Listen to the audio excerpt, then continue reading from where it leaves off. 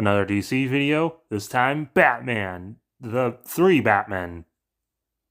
The film begins with the Bat family all suiting up, with Bruce taking a sideline to his kids, due to his age, being helped out by Julia, who's the new Alfred. And it's a big montage, and we see them dealing with some villains, such as Zebra Man, who has magnetic powers.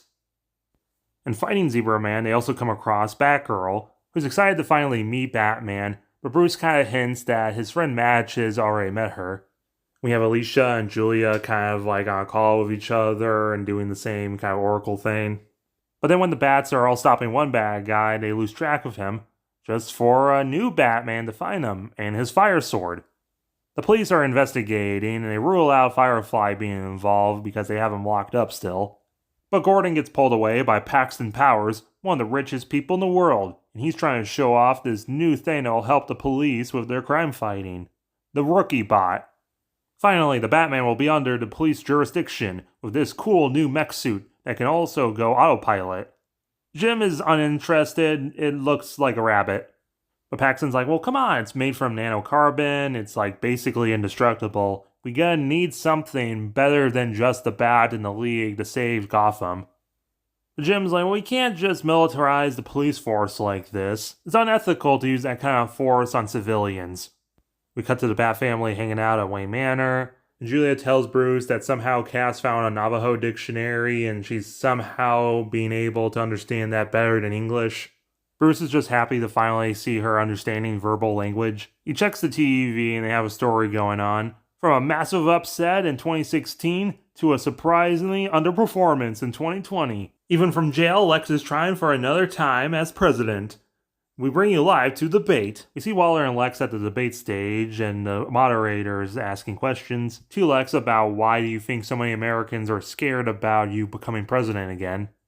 The reason that so many anchors on MSNBC, for example, are losing their minds daily is because our side is winning. And so I come full circle in this response and just want to encourage you with some substance that we are in the process of the Second American Revolution, which will remain bloodless if the left allows it to be. Follow-up question, what new insights would you bring to the table this time around? Well, Lex answers, he wants to have all these so-called hero vigilantes up in their tower in the sky. Instead of causing more and profiting off their crime web, we will actually force them to report directly to the government and actually tell us who they actually are. But it has come to my attention who the identity of the Bat is. That elitist Bruce Wayne. Everyone's like gasping. But then the moderator is like, you are aware Bruce Wayne is 70, right? Everyone kind of chuckles as Bruce says he's only 51.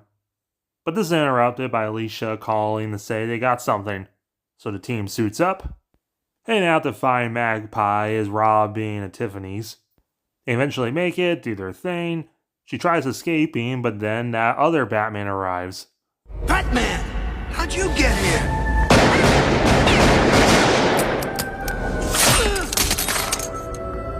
Your angel of death awaits. Then he ignites his sword. With that distraction, Magpie books it into her car.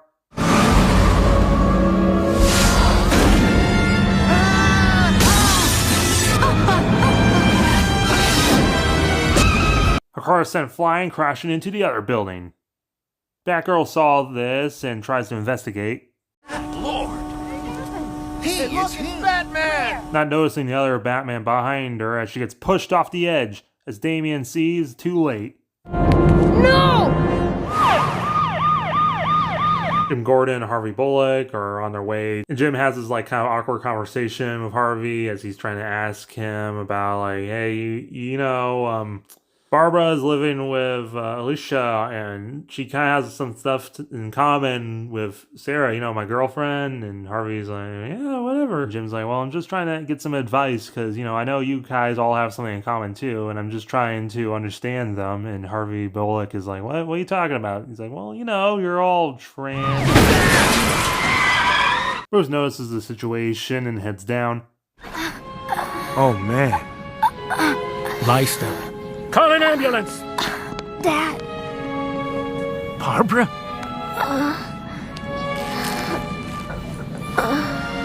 Oh my God, no! Jim. How could you? I worked with you, trusted you, and you never told me? That's as far as you go, murderer. Lose the belt, lose the mask. Now! I said now! Damien helps Bruce escape from his awkward situation. Barb is rushed to the hospital as Alicia and Stephanie are freaking out what just happened, and they try hiding their gear as the cops arrive to their place. We see Bruce in the Batcave armory locking up a half-repaired, still broken suit that Alfred used against the Talons, and what looks like a new bat suit as he's loading up on batarangs and stuff. As the armory hidden away, as he's calling Carrie to telling her to lay low at her parents' house and make sure to take care of Cass and Damien, just for Carrie not to know where Damien is, as he appears at the Batcave. Damien says he's here to help his dad no matter what, but Bruce is upset with him because he just wants him safe. As the police arrive at Wayne Manor, they're just here to see if Lex was telling the truth and if Bruce Wayne is in fact Bat, and they see the open door where Damien's into the Batcave. Bruce Wayne! Stop where you are!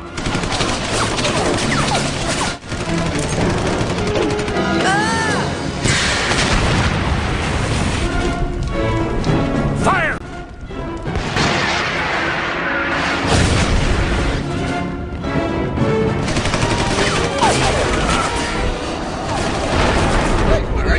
Let's go!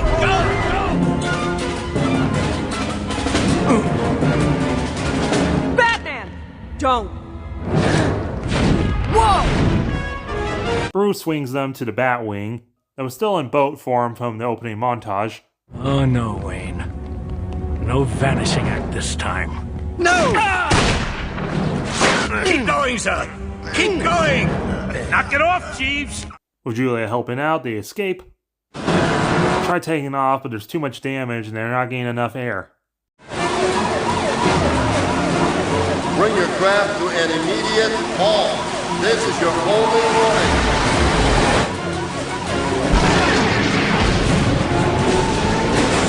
But then suddenly, Jason arrives on a jet ski.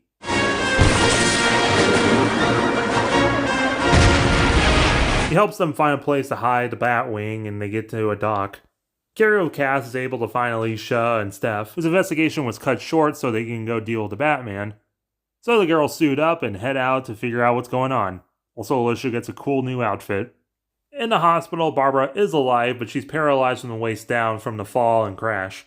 And it's not really a good look that it turns out that Jim's daughter is Batgirl. But he vows that he'll bring in the Batman. Bullock, call up Powers. I want the suit. Give me that. You know you gotta get LASIK one day, right? He picks up the rookie suit as the We Are Robin movement slowly gets cracked down upon by the police looking for the real Robin. As we see Nightwing, he's stopping some bad guy until the police arrive.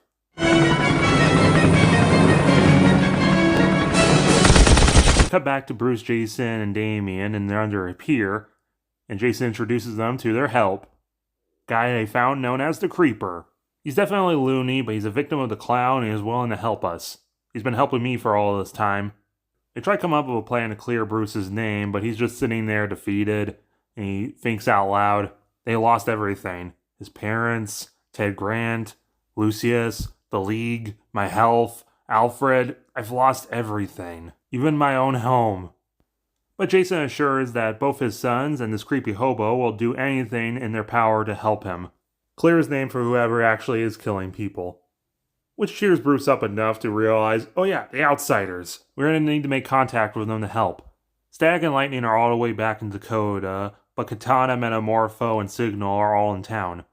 So they find some quick disguises in the beach and they head out. And they notice a TV report. His Nightwing was arrested last night in a fiery shootout in Lower Gotham. Though rigorously questioned by police, Grayson refused to reveal the whereabouts of the Batman, now known to be billionaire Bruce Wayne. The team quickly finds Metamorpho and Katana, but Duke Thomas is nowhere to be seen. Metamorpho explains that Duke went on his own investigation to see what was happening.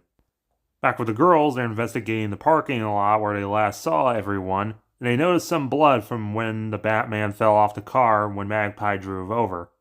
They also conveniently find Duke Thomas, who was also investigating to see what happened with Bruce. And then across the street, we see Catwoman doing her thing, stealing from the Tiffany Co., just as the Batman appears. Everyone hears the commotion and heads over, but also the police arrive. And the other Batman and Rookie have a really cool hand-to-hand fight. But eventually he's able to duck out, as well as everyone else, as Catwoman just leaves, sort of thanking them. The other team's on the rooftops investigating until they see the other Batman and quickly jump them, until the police arrive, which leads into a big chase as Metamorpho carries the other Batman. Police find a Batwing. Damian is separated and gets knocked out by some bandage-faced weirdo. Oracle's able to analyze the blood sample they found and found a connection to someone named Paul Washington Valley. Duke recognizes that name from high school. He just seemingly disappeared one day. They try making contact with Batman. We have a positive ID on Azrael. Paul Valley was just a high schooler who... And then, well, he seems to have disappeared off the face of the earth. It gets decidedly more peculiar, sir. Going by what Duke says, he attended the Order of St. Damon Church in Gotham, which had direct connections to the Court of Owls. Jason and Cass get kind of freaked out by this. Jason blurting out they turn him into a Talon. Then we cut to Gordon, and he's trying to sleep, but then he's suddenly awakened by the sounds of some bandage-faced man who just wants to talk to him, because he knows where Batman's going to be. The rest of the team meets up at Oracle, Stephanie, and Barbara's house, and they investigate Azrael's mind. I'm no neurologist, sir, but I can quite confidently assert that doesn't look like it belongs in one's brain. It's a surgically implanted microprocessor interfacing with the temporal lobe, the region of the brain used for storing and accessing memories. Cass tries saying Talon control. This is how the Court controlled all the Talons, but we defeated the Court and had all the Talons liberated. How was there one left? Visualizing now. Azrael, protector of faith, defender of purity. The Order of San Dumas has safeguarded Gotham for over 500 years. And it is your sworn duty to continue our legacy. You have studied the Dark Knight for years, learning his every strategy, analyzing his every tactic, perfecting his every move. Now, it is time to complete your mission. Turns out the Order of St. Dumas, part of the Court of Owls, trained a Talon to try and replace Batman one day, or even use him to frame Batman. But when the Court was defeated, he was just kind of left abandoned until Alman found him. He was able to take control and used him to frame Bruce. How will you stop him? He won't. Lane. Lane is dead. I am Azrael, Knight to the Order of San Dumas. The Order has lied to you, stolen your free will. Liar! You stand in the way of true justice. We're on the same side, Michael. No. No! I know who I am. I know what I am doing. In that case, the choice is yours. Everyone's like, what? What are you doing? And Bruce is like, stand back. I know what I'm doing. Protector of faith, you know what must be done. Take up the sword. Fulfill your destiny. The blade calls to you, Azrael. Its one true master. Strike down the Batman. Kill him. He stands in your way. Gotham will be yours.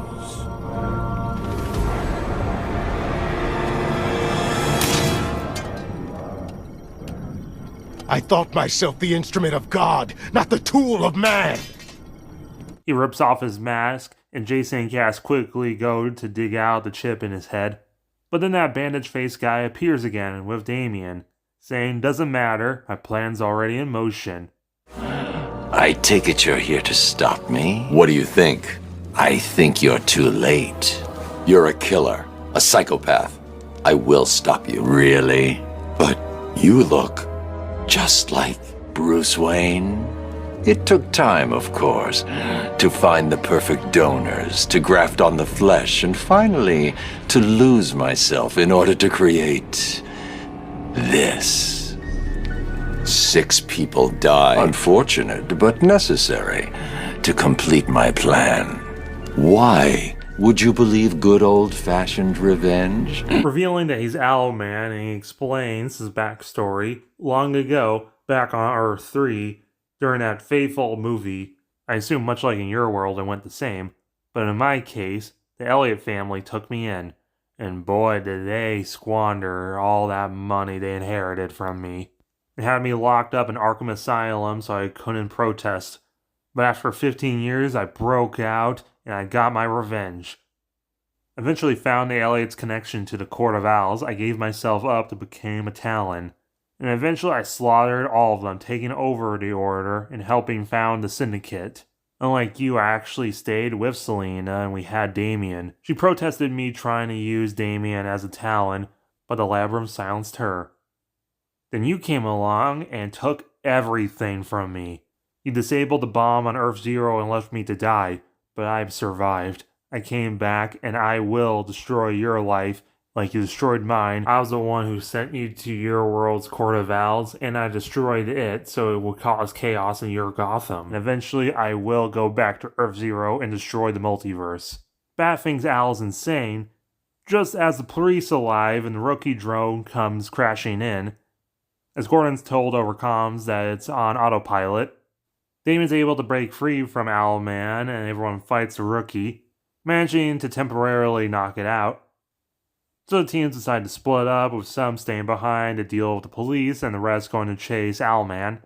We cut back and forth between them as Bruce finally catches up to Alman and he starts blasting him. They get one-on-one and Bruce even stabs him in the leg with a batarang. Eventually Gordon finds the two. There's a lot of confusion, but Alman says that he told him he's got Batman. So Gordon shoots Alman in the shoulder, saying that he knew that the story was more complicated. Bruce picks him up, and he scratches a big Z for Zorro across his face. But the rookie is still on autopilot, and they can't turn it off.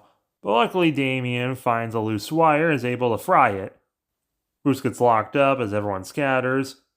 But Gordon says, well, due to recent events, it turns out that Bruce Wayne and Batman are not, in fact, the same person. Using his police body cam showing that Alman kind of screwed himself by making himself look like Bruce. So it turns out Lex was wrong, and Bruce is free to go. There's apologies and some accidental reparation money thrown around. Azrael's joining the team, Alman's locked up. Barbara's alive, but still paralyzed from the waist down, so her and Alicia can now be oracles. Rick is set go. Gordon said straight what happened on TV that was all clearly Alman's fault, and Bruce Wayne and Batman are not the same people. Then the next night it turns out Magpie's alive, and the Bat family goes to deal with them. Well, Bruce lets his kids deal with her as he sees Catwoman and chases her. This is a game that they've played many times before, and she looks back at him. What took you so long? He says something about how he found out that an alternate dimension version of us had a kid named Damien. They race through the city, leaping over alleyways and streets filled with traffic, but she's always one step ahead of him. Catwoman then arrives. He stands there silently. So she leans in, and she places her hands on his chest. Listen, you saved me. You have more than once throughout the years, and I don't think I've ever properly thanked you. But Batman stands his ground. Don't. So she leans in for the kiss. Aren't you curious at all? Batman grabs her by the shoulders and holds her close as they kiss by the moonlight. At long last, Batman feels the love that he's been missing in his life, and it's with the woman that he was probably always meant to be with. Catwoman pulls back, preparing to leave. Play your cards right and there will be more of that. After all this, Damien returns to the Batcave and he finds that other bat suit that Bruce locked up, and the audience can fully see it's a Batman Beyond suit, marked for Damien. In the post-credits, we see Lex Luthor and Clayface swap places again, so now Lex is locked up, and he says, good, our plan's finally coming to conclusion. But stay around, we might still need you, as he checks his to-do list. But what do you guys think? You like any of my ideas? Let me know in the comments below. Make sure to like and share and subscribe if you did.